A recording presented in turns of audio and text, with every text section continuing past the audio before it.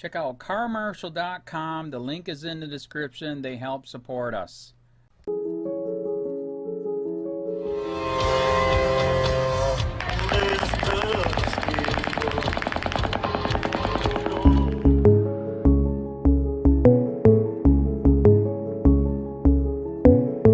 got shots fired at 4:15 ASF. It sounded like an automatic firearm.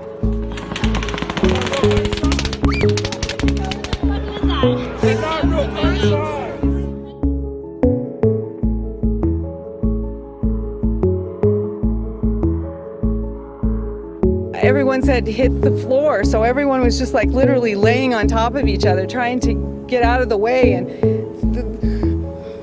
the shots just kept coming. He's coming from upstairs in Mandalay Bay. Upstairs in Mandalay Bay, halfway up. I see the shots coming from Mandalay Bay.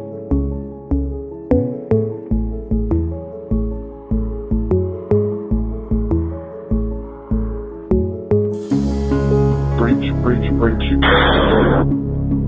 We have one suspect dead.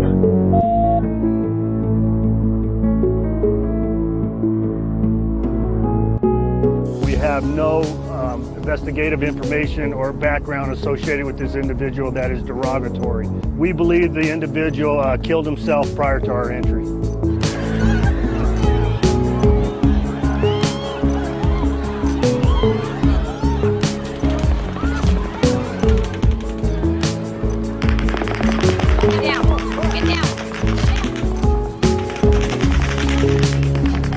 Our unity cannot be shattered by evil. Our bonds cannot be broken by violence.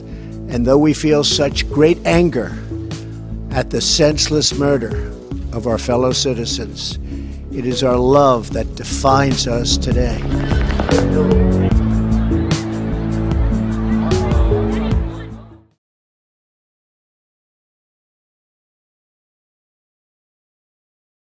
As public demands answers, autopsy reveals Las Vegas shooter died 1 day after suicide.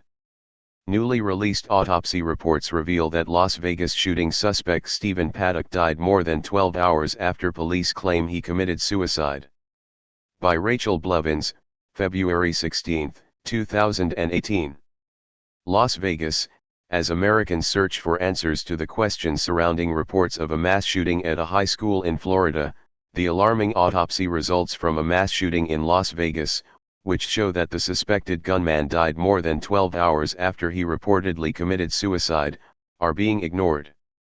While the official timeline of the Las Vegas shooting has changed multiple times, one thing has remained the same: the claim that after opening fire out of the window of his room on the 32nd floor of the Mandalay Bay Hotel, Stephen Paddock shot and killed himself at some point between 10:15 p.m. and 11:20 p.m. on October 1, 2017.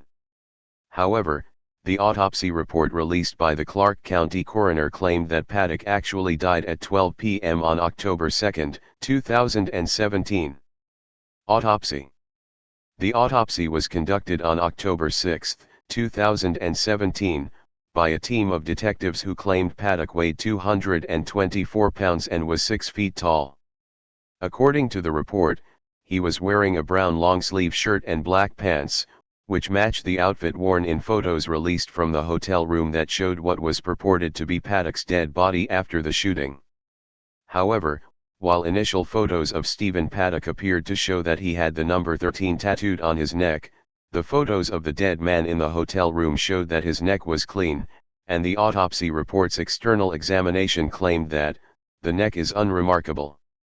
The report confirmed that Paddock died as a result of a gunshot entering his mouth, and he was found with a bullet lodged in his brain, in between his occipital dura and occipital skull. Cause of death: this 64-year-old man, Stephen Craig Paddock, died of an intraoral gunshot wound of the head, the autopsy report concluded. Manner of death: suicide. While the mainstream media focused on the fact that the autopsy determined Paddock was overweight and he had anti-anxiety drugs in his system, which was public knowledge within days of the shooting, the claim that Paddock died more than 12 hours after police claimed he committed suicide should raise some serious red flags. In an updated timeline last month, the Los Angeles Times released what it referred to as the most comprehensive look yet at how the Las Vegas concert massacre unfolded. It was based on an 81-page investigative report from the Las Vegas police, claiming that Paddock had died from a self-inflicted gunshot wound by the time officers entered his room at 11:20 p.m. 10:12 p.m., two armed Mandalay Bay security officers arrive on the 32nd floor, and the police and security officers on the 31st floor realize that the shooting is coming from one floor above them. 10:15 p.m., Paddock fires his final shots at concertgoers. 10:16 p.m., the two police officers on the 31st floor enter the stairwell outside the 32nd floor hallway but do not confront Paddock. 10:57 p.m., police breach the sealed 32nd floor stairwell doorway. 11:20 p.m., police use explosives to blow open Paddock's door, and they discover him dead.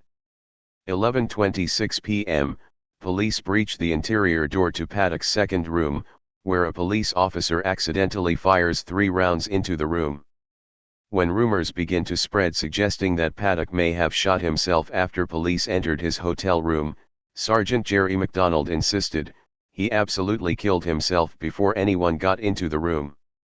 However, while there have been a number of significant changes to the timeline of the shooting, none of them have suggested the possibility of Paddock's death occurring the next day, hours after his name was released as the only suspect in the massacre.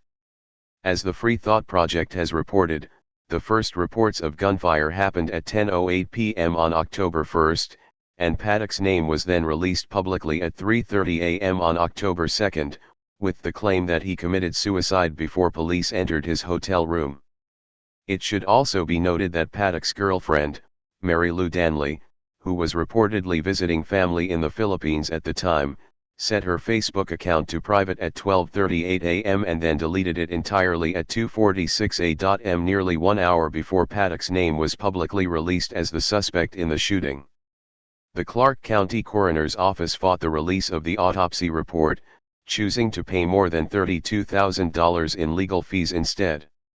Now it is clear that the revelation that Stephen Paddock actually died at 12 p.m. on October 2, 2017, may have been what they were trying to hide, because it calls the validity of every police officer and FBI agent involved in the investigation into question, and it opens a new host of questions about how the massacre unfolded.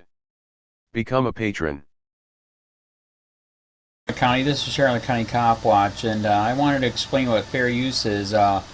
You can use pieces of news articles if you're doing it for news reporting, you have commentary, and you're doing it for education purposes. So that's what fair use is, as you can see right here.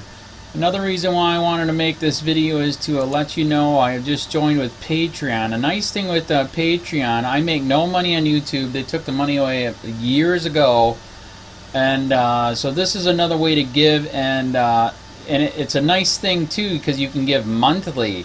You can give $1, $5, $10, whatever. I do 4 to 5 hours a day on trying to wake the sheeple up on how corrupt it is and different ways that you can fight the corruption.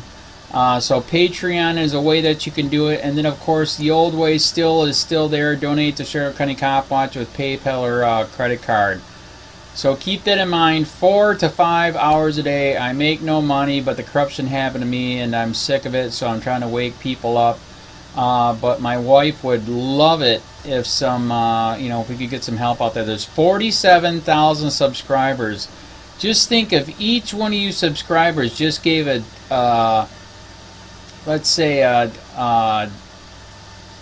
actually yes, $1 a month. 47,000 subscribers gave $1 a month. That would be awesome. That's not going to happen. But anyways, that would be great if it did happen. But do the math in your head. Just think about it. Like I said, 4 to 5 hours a day. I get no money from YouTube. YouTube has gone nuts. You can't do anything anymore. They're taking the money away everywhere. So these are a couple different ways that you can still help out with all this time that I put in. And as you know, I'm in a special situation where, at least I can do it, 4 to 5 hours a day. We have a cleaning company during the day. That's what allows me to do this, and we're debt free. So This is my hobby. I don't go fishing and all that other crap. I try to save the world. So help me out to make the wife happy, man. In fact, if you guys did give $1 a day, and there was 47,000 of you, and you did it, and each of you gave $1, and that was every month, oh my God, yes, I could quit. I could start suing them. Another idea too that we have is, you know, if I got, you know, some funds, we could actually contact everyone that has been ticketed and or arrested and put in jail and start sending them postcards to let them know we're here, and to see if everything went all right, and if it didn't, find out their story. So we could even do more investigations and more lawsuits. Lawsuits take money. So just think about that. You know, 47,000 of you so far right now. You know, $1 a day. I mean, $1 a month on Patreon, or $5 a month Patreon, 10, 20, whatever. Just do the math in your head. Help out. This is a lot of work every single day. Thanks.